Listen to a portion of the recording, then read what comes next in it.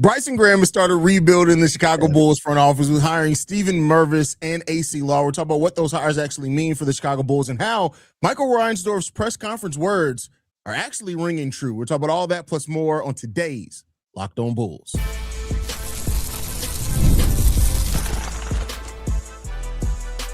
You are Locked On Bulls, your daily Chicago Bulls podcast. Part of the Locked On Podcast Network, your team every day. Thank you for tuning in to Locked On Bulls, member of the Locked On Podcast Network, where it's your team every single day. That is the returning Pat, the designer, host and creator of the Windy City Breeze, and host of the Chicago Bears podcast over at ESPN 1000. I'm Haize, host, creator of Chicago Bulls Central, Chicago Bears Central YouTube pages, and podcast. And Pat, listen, you were out for a few days last week, 3 days last week. I had 2 guests on 2 different episodes. I brought in the new young crop of Bulls content creators. I think, if I'm not mistaken, Alejandro's like 23 years old, and then Von's like 22. It was, young people was through the building while you were gone. So, you know, had to share the spotlight with the young people. I'm glad to have my brother Pat back in the building, old bastard. Just mad because I said I look younger without a beard. You're literally older than me. I look younger than you. I'm okay with that, Pat. I don't know about that. I don't know about that. I don't know about that. It depends on what level of mustache you have there, brother. I don't know about that. Yeah, I ain't gonna lie. The Italian is coming out more and more. The thicker I let the mustache get, I'm two more hair growths away from a gabagoo. You know what I mean? It's so funny, bro, because like legitimately, like if I don't have a mustache and a beard, you quickly see, oh, that man's pops really is white, because my top lip, you went viral again. Disappears. It disappears, bro. You know you went viral again. I know, bro. Shout out to your wife who defended me online. I appreciate that. It's so crazy that every 6 months that picture pops up. It's like I can tell a lot of y'all don't have fathers. Y'all so shocked by somebody posting their father. It's ridiculous. You look like your dad. That's the part that throws me off. I'm like, he's just the dark skinned version of his dad. Nonetheless, Pat, anyway. Let's get into the Bulls. While you were out, the Chicago Bulls hired Mervis, who was the assistant GM of the Orlando Magic. He comes over as the executive. No, he's the executive vice president of basketball operations, because Bryson Graham is the senior vice president of basketball operations. And then we also hired Acie as the director of player personnel. He's coming over from the OKC Thunder. Acie, of course, was a teammate of Bryson Graham. I think it's more to it than that hiring than that. We'll talk about that. How do you feel about these 2 hires, Pat? Listen, I think that the Bulls are, it's not all going to happen in one go around. I said this was the video that made me start itching on vacation, because I was like, bro, I got to drop content. I can't not drop nothing. The Bulls are hiring people. I got to do something. The Bulls are building for where the Bulls are at right now. It doesn't mean it's where they're going to be forever, right? I don't know if these guys are here 5 years from now. But what I love about this is Bryson Graham is clearly understanding where this team is at and where he needs to build right now. These are guys who, when you talk about Stephen Mervis and Acie, who have been in some of the best draft rooms there are. Doesn't mean they're from the best organizations, although Acie was in a draft room in Oklahoma City, so technically he was in the best organization of basketball right now. But when I look at it, right, I see people going, well, these guys didn't win. They're not even from teams that won championships. What is that? That doesn't matter. The Magic draft phenomenally. They can't hire a coach. They suck at hiring people to put those picks in the right position. But the talents that they have been able to acquire over that time have been good basketball talents. Even the evaluation of a guy like, and Stephen Mervis has been there for some time, even the evaluation of a guy like Jonathan Isaac. The evaluation is right. What he turned into is not the player that you would have hoped that he would have become because of injuries. But Jonathan Isaac, when he was on the court, was an absolute problem. So, like, I look at those players that have been drafted under the time, and Stephen Mervis, I think, a little bit more because he had a loud voice in a lot of those draft rooms going back to when Matt Lloyd was there, right? And I see that as where the Bulls are at right now. Doesn't matter. Like, you got to find the right coach. That's on Bryson Graham. You got to find the right shooting coaches. You've got to find the right talent developers. That's on Bryson Graham. The important part right now is you can't screw up 4-15. That's a hugely important part. That's the biggest thing that you have to get right now. Because if you get 4-15 right, we've seen it in the NBA. talent will take a mediocre coach a very, very long way. Heck, it kind of feels like it's happening with the Cleveland Cavaliers right now because I hate Kenny Atkinson's rotations. I'm so ready to. It's so stupid. I mean, but granted, he does have probably the worst defensive backcourt in the entirety of the playoffs right now that they have to overcome scheme. No, it's the logic. Like he's Billy Donovan stuck into his rotation. He's worse than Billy Donovan. Absolutely. Like it's like you're down 8 with 3 minutes to go. Why isn't Donovan Mitchell in the game yet? Well, normally we bring him in about 2:45 to let him get that final, but you're about to lose. Anyway, I digress.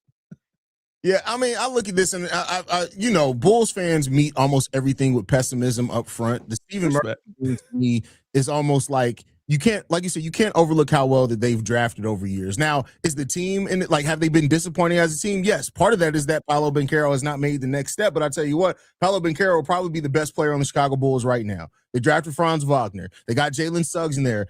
Anthony Black is a player that really had a breakout last year as well. Like, they've drafted well. Like, the thing of, I think people forget that there's so much that goes into a team to make it a legit contender. You have to draft well. You have to have the right coach that knows how to use that talent at the right time, right? You have to have the pieces that fit together. So, like, I like Stephen Mervis coming in here. Also, he's been reported as being like a cap guru. I don't know how much the Bulls need that, as we already know what's happening with our cap. We're not going above the luxury tax, right? Like, we know what's happening with that.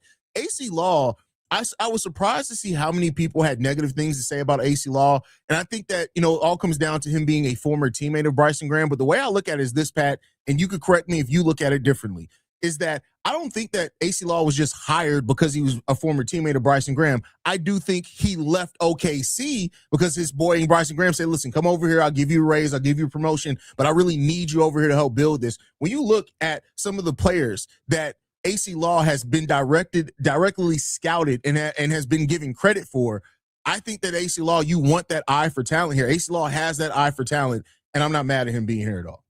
Yeah, listen, I think his last spot was the Brooklyn Nets, if I'm not mistaken. I think before coming to the Bulls here. Yeah.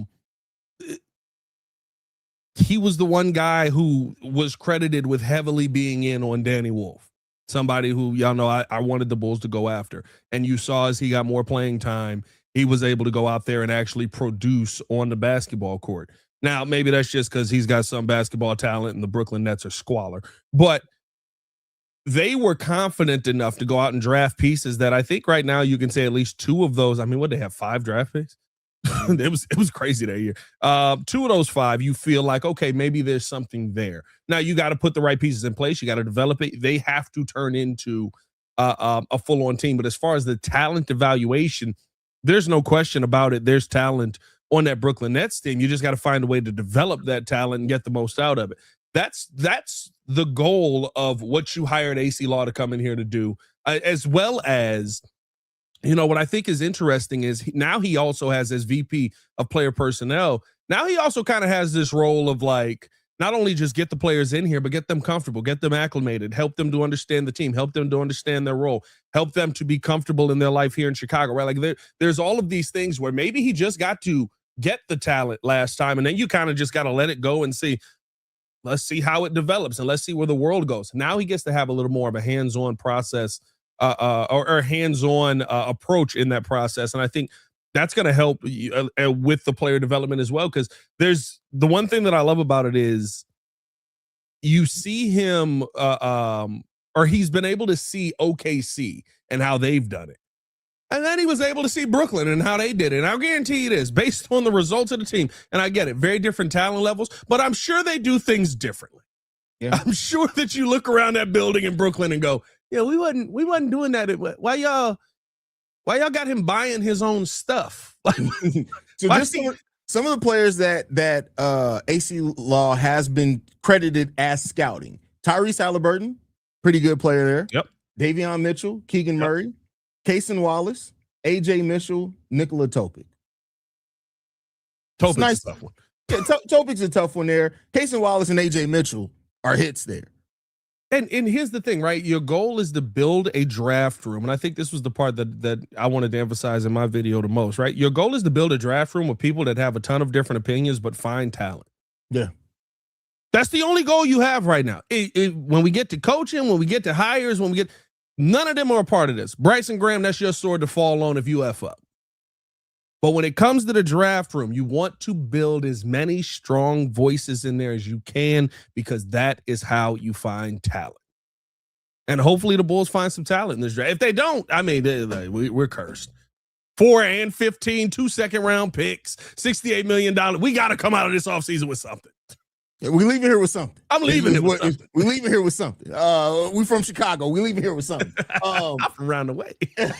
So we'll see what the future does hold. We're going to continue this conversation and how the structure of this front office does at least prove to some degree, Pat, that Michael Reinsdorf and his words that things are going to change here around Chicago look like they're actually coming true. So we'll talk a little bit. Oh, hold on. What the hell just happened? Can you still see me, Pat? Yeah, I see you. I can't see nothing. Okay, there we go. So with that, we're going to continue the conversation right after this. Gotta love the technical issues around here. They never seem to fail. With that said, we are going to get into a message from one of our sponsors, and the first one being 5 Hour Energy. If you got a sweet tooth like I do, you know how tough it is to find that perfect treat without all the sugar. That's why Confetti Craze 5 Hour Energy Shot brings the nostalgic flavor back in a whole new way. That is that classic taste that you remember, but with a tasty caffeine boost and zero sugar. It's a quick, easy way to satisfy that sweet tooth craving while keeping things simple and on the go. I've always loved birthday cake, but I can't be eating sweets all day. This is a perfect alternative. Confetti Craze 5 Hour Energy Shots taste just like birthday cake, vanilla and buttery flavors that to let you be unapologetically extra and unstoppably energized. All cake, no sugar. That's crazy. You can have your cake and sip it too, minus any sugar guilt. I like how convenient it is too. It's just a small portable shot I can grab whenever I need a little pick-me-up. It's become my go-to when I want something sweet without going overboard. The fun confetti flavor is back on 5hourenergy.com or Amazon. Crack open Confetti Craze 5 Hour Energy Shot today. Also got to talk to you guys about Indeed.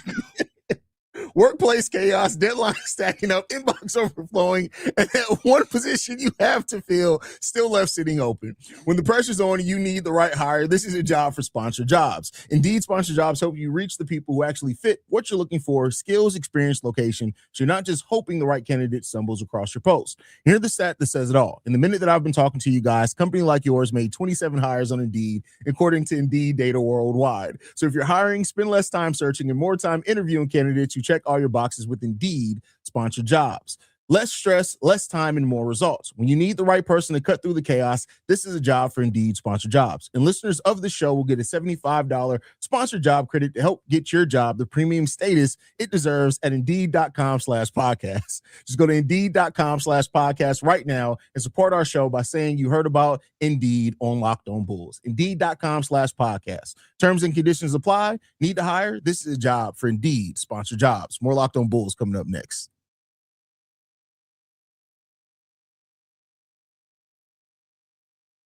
Did the music play? No, I got nothing. All cake, no idea. sugar is insane. Bro, no. Have your cake and sip it too?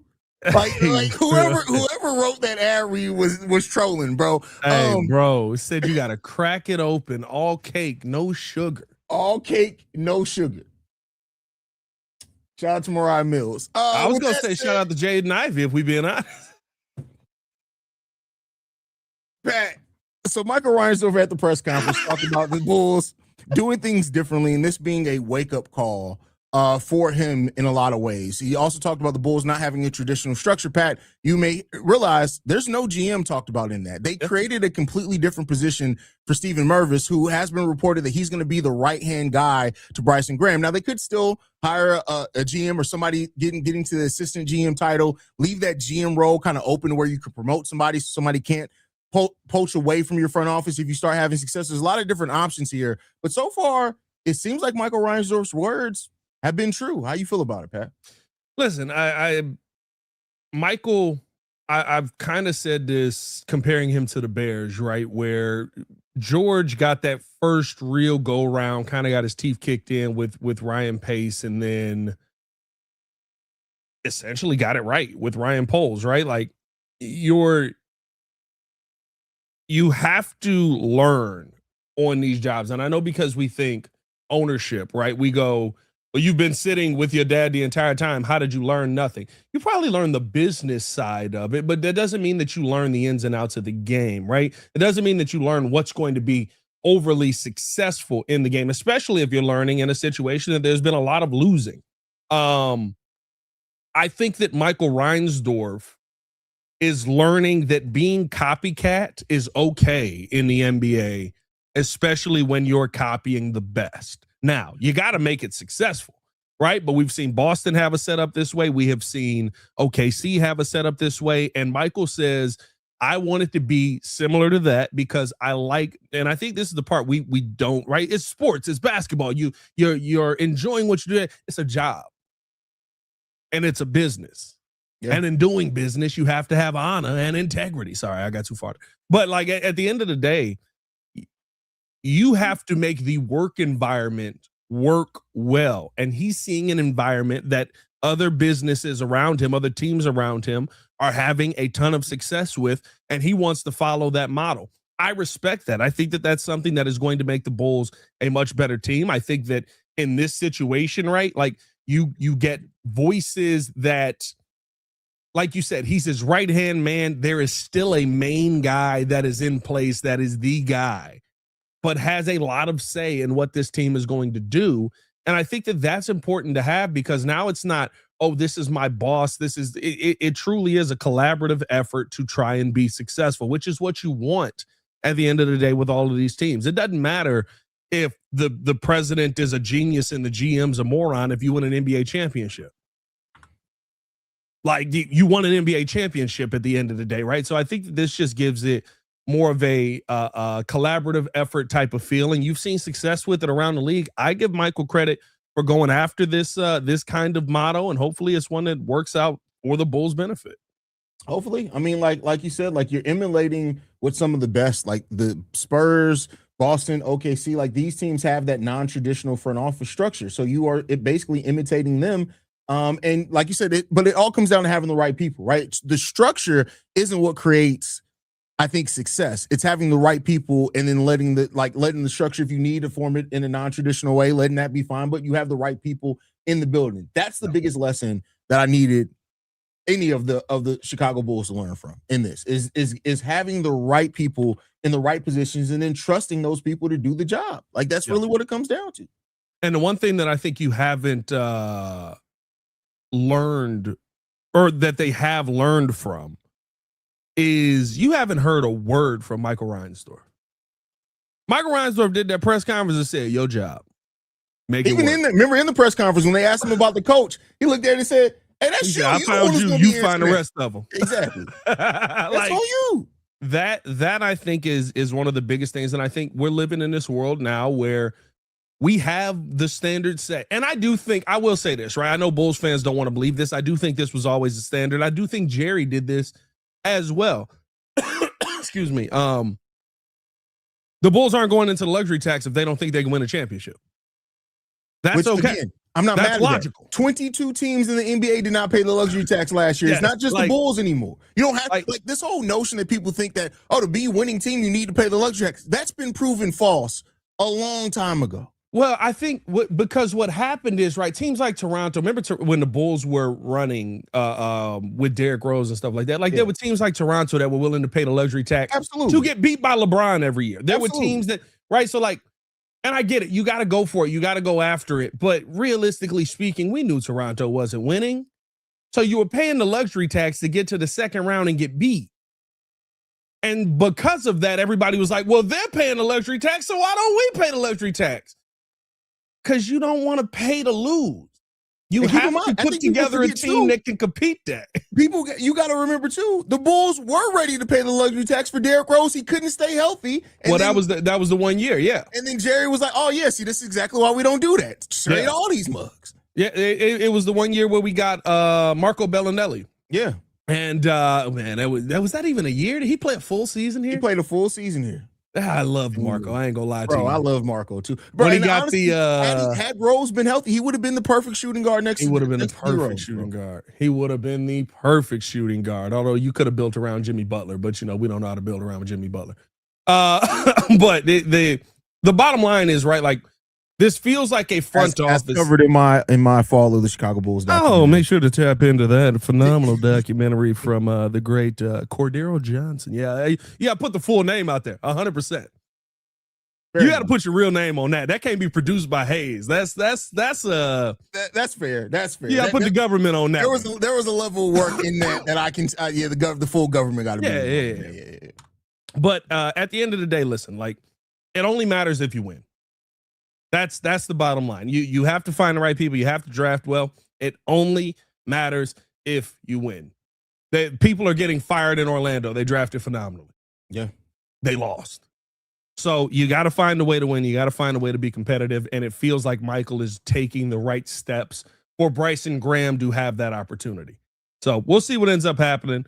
I think that, this is the most interesting part of all of this with the draft, right? Because there's a lot of rumors around this number 4 overall pick. Are the Bulls going to look to move the 4th overall pick to move up? I don't know if you talked about this last week, but Bleacher Report had a very interesting trade that I'm intrigued by. There's other trades. We're going to talk about it. We got to talk about all that and more coming up next. But first, we got to tell you guys all about Game Time. Listen, there's nothing like playoff basketball live. The intensity of the crowd, the rivalries, it's a completely different experience when you're in the building. The NBA playoffs are where unforgettable moments happen, and being there in person just hits different. Listen, if you want to take the trip to watch OKC and San Antonio, you would be well within your right mind, because that series is going to be cinema, and Game Time makes it incredibly easy to find tickets, even for those hard to get playoff games, in just a few taps. And with the Game Time guarantee, you're getting 100% authentic tickets on time at the best price. Listen, Game Time makes it easy to get great seats in just a couple of minutes. And the one thing that I truly love is the seat view feature. It's a game changer for me. You can actually see what your view looks like before you buy it. We've all done it, right? You buy some tickets, you end up at a game, and you're sitting there going, I'm here, but this ain't where I really wanted to be sitting here. I should have paid that extra $20 or $30 to sit where I wanted to sit. Take the guesswork out of buying tickets with Game Time. Download the Game Time app, create an account, use code LOCKEDON for just $20 off your first purchase. Terms do apply. Again, create an account and redeem code LOCKEDON, LOCKEDON, for $20 off. Download the Game Time app today. We also got to tell you guys all about Kalshi. Listen, the playoffs are here, and it is the most electric time in basketball. On Kalshi, you can trade every single playoff game, every series, the conference finals, and the championship. Listen, here's the thing about Kalshi that I think is very, very interesting. Let's say the Oklahoma City Thunder is trading at 60% to beat the San Antonio Spurs, meaning a $100 trade-in pays out whatever that would come out to, right? If they win that series, as the playoffs heat up, those numbers move in real time, and you can buy in or buy out at any time. On Kalshi, you're trading against peers in a live market, meaning there is no house, no Vegas to get in the way on this one. And as the probability changes, you can buy in and out of your position.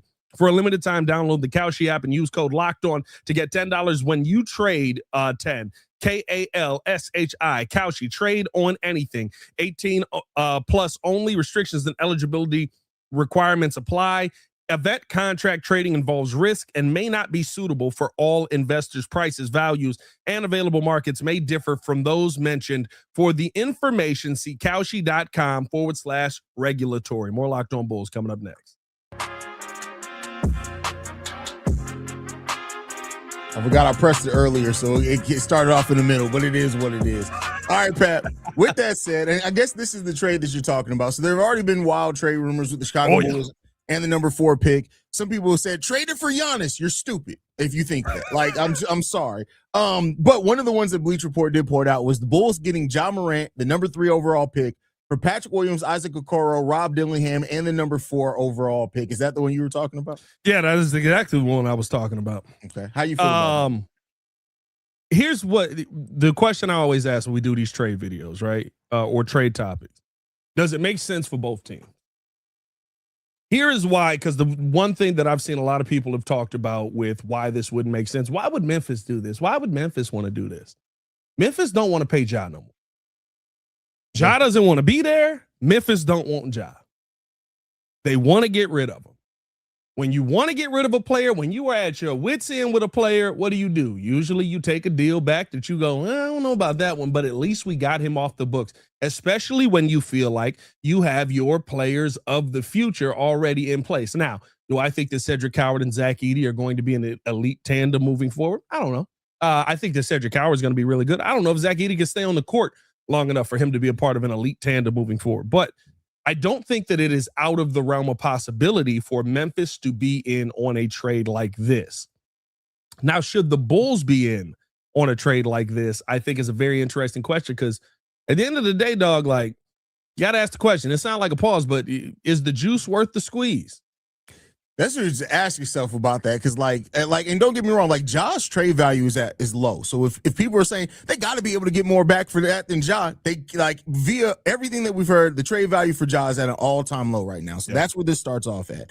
Also, adding in rumors to that is that Memphis is perfectly fine with any player in the top four. That's what we've heard. They feel comfortable with anybody in the top four, so they could be willing to be the fourth if that gets them off Ja's contract. Now, the Patrick Williams, Rob Dillingham, Isaac Okoro. Isaac Okoro has 1 year left on his deal. Rob Dillingham also has 2 more years left on a rookie scale deal. And you have 3 more years left of Patrick Williams. That's still a lot less money, and it's broken up across 3 players than Ja Morant's contract, so you can look at that. Memphis also is probably going to be bad for a while, right? They're seeming committing into a rebuild, so they're going to be bad for a while. So that's where it could make some sense at. Like you said, for the Bulls, though, Pat, a Ja Morant, Josh Giddey backcourt, I'll be honest with you. If you're going Ja Morant, you're probably trying to flip Josh. And I know Bulls fans are going to lose their minds at that. I know the Australian fan base is going to lose their minds at that. Here's the reality of it. You don't have a player on your team as talented as Ja.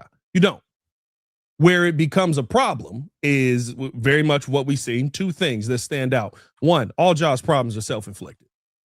And with players like that, I tend to stay away from them no matter the talent, right? Gilbert Arenas, I think, was a player like that. Gilbert Arenas had all the talent in the world, should have been one of the best players in basketball. Was at one point, but should have been talked about as one of the greats. Injuries robbed him, but also a lot of what Gilbert did robbed him. Right? Like, he took games away from himself. We've seen Ja Morant do that too often. That's where my concern is with Ja. The second thing is the injuries, because listen, Ja is an athletically gifted, dominant player. Yeah. But Ja don't know how to fall. And that cost him a lot of games with wrist injuries, leg injuries. Ja hit the floor so hard, you'd be like, God dang, is he going to get back up? I don't want to deal with that. Fair. So while I will say I wouldn't be mad at it, because 1, the Bulls have the money. 2, you're still getting a top 3 overall pick. So maybe you're getting the player that you want instead of not having Caleb Wilson, or if you want to go Cam Boozer 3, whoever it is, right? You don't have to worry about somebody taking your pick. It feels like you're getting that opportunity, but you've also got to deal with a headache on the back end. I don't know if Bryson Graham wants to do that. I don't know if Ja Morant would be a headache here. First major moves too, to bring in that level. That would be huge. Yeah. So I would personally, like, I am literally like 55-45 on this. Like, I love it from this aspect of you're getting talent, you're getting a great player, you're getting a better player than you have on this team. But I lean don't trade for Ja because of everything that comes with it.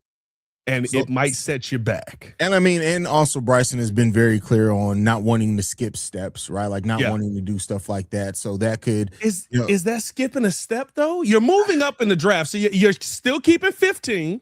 Yeah. You're moving up in the draft, so you probably guarantee Caleb Wilson. Contract $50 million? Isn't he getting paid 50? I think he's sub 50, but it's 2 years and then he's out of it. So you kind of get you get this $44 million. You get this season and next season, and you kind of get to look at it and just be like, well, we know Ja's talented. Hopefully he's out there. If he's not, we've got the 3rd overall pick, and we've got 15. I don't think that it is a move that hurts you. In fact, it probably hurts you in no way. It could hurt you though. Like, it could hurt you from the standpoint of if Ja Morant goes out there and continues to be Ja Morant, you probably have a headache that you have to deal with, and you bringing them around a lot of YNs that like NBA YoungBoy and Pistols. Is that part of your actual analysis, Pat? That's part of the I'm analysis. just saying, you got to break that down as well. You can't just imagine like that didn't happen. That is crazy. First of all, YNs and pistols is wild. That's crazy. What? Leave it to Pat. It's always Pat. The other one I think we need to talk about while we're talking about these trades for the number 4 overall pick, the Washington, Utah, Chicago Bulls, where somehow the Chicago Bulls end up with number 2. They trade off the 4th overall pick and a future draft asset as well. How do you feel about that? Because to me, in no way do I want to give up 15. Like, this draft is so deep that no matter, like, even in moving up 2 spots, I would like to hold on to 15. But Pat, if it took 4 and a combination of 15 to move up 2 spots, that way you have your pick of everybody but AJ DeBonson in that case, because it would be the Utah Jazz trying to get number 1 and get AJ. Is that worth it for you? Listen, a player can change a franchise all the way around. It depends on if Bryson Graham believes that AJ DeBansto or Darren Peterson are franchise-changing players. That's who you're moving up to 1 and 2 for, right? Like, you're not moving up to 2 for Caleb Wilson. If you can move up to 3 for Caleb Wilson, that's all you would need for Caleb Wilson. It feels pretty sure right now that he's going 3. To me, I would look at the situation and say, I think that AJ can be that player. He has to develop a jump shot, but he doesn't have a jump shot that looks like it. He don't got Nasur Thompson, right? Like, I don't know if y'all saw that last night. Nasur is a phenomenal defender, but sweet Jesus, that man shoots like Paxton. That's my son. But like, I think that he could be that franchise-changing player, and he's willing to work hard enough to get you to that point. I think Darren Peterson has all the talent in the world. I have some questions on commitment. That is the questions that Bryson Graham has to answer for that trade to make sense. Because here's the bottom line. You get a franchise player, no one cares about the trade. If it works out, and let's say you trade up to number 2 and you took 15 to get there, but like Darren Peterson turns into the best shooting guard in the league, people aren't going to be like, but you gave him 15. People are going to be like, we got the best 2 guard in the league. So I get what you're getting at with that for sure. What did Atlanta trade Luka for? I bet you the people of Dallas don't know. Bet you the people in Atlanta know. Yeah, you know what I mean? Like, that's really what it comes down to. Like, Dallas is probably like, oh, yeah, we gave something up for him. I don't know. It was Luka. Who cares? Yeah. Atlanta's like, we gave up so much. Like, you know what I mean? Like, I think that's the conversation where we're having. You know what I mean? Like, it doesn't matter what the trade is if you get the right player. We wouldn't have cared if the Bulls traded back if they came away with Tyrese Halliburton when they had the 4th overall pick. You matter in that moment doesn't mean that you matter when the players come down, and that all comes to development. Yeah, it comes down to putting the right, like you're basically saying, is that regardless of any of it, it comes down to getting the right guy, developing the right guy, putting the right coaches, the right pieces around that guy.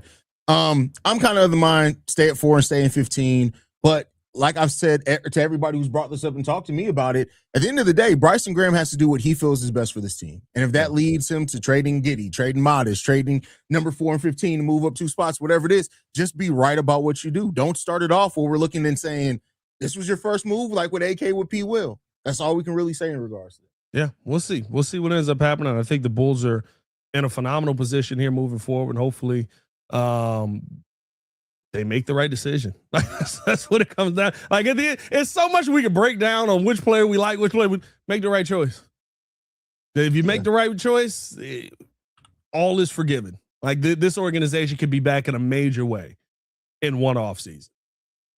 It could be. It could be. I mean, we got so much at our disposal. If the right moves, the smart moves are made, you just never know what's going to happen. I guess we just got to wait and see what Bryson Graham's going to do. But, we're going to be covering it here every single day. So that's all we got for. As always, man, follow us on everything at Locked On Bulls. You can follow me on everything at Pat the Designer. Appreciate y'all for tuning in and showing love, man. You guys can follow me at CEO Haize. Locked On Bulls is free and available on every podcasting app and platform of your choice, as well as the Acie app, Amazon Fire TV, Roku TV, and Fubo TV. Also, make sure you guys go to LockedOnBulls.supercast.com to sign up for the Everydayers Club. You get exclusive access to the Locked On Discord as well, and interact with any of your favorite Locked On hosts. We will catch you guys bright and early tomorrow morning, y'all.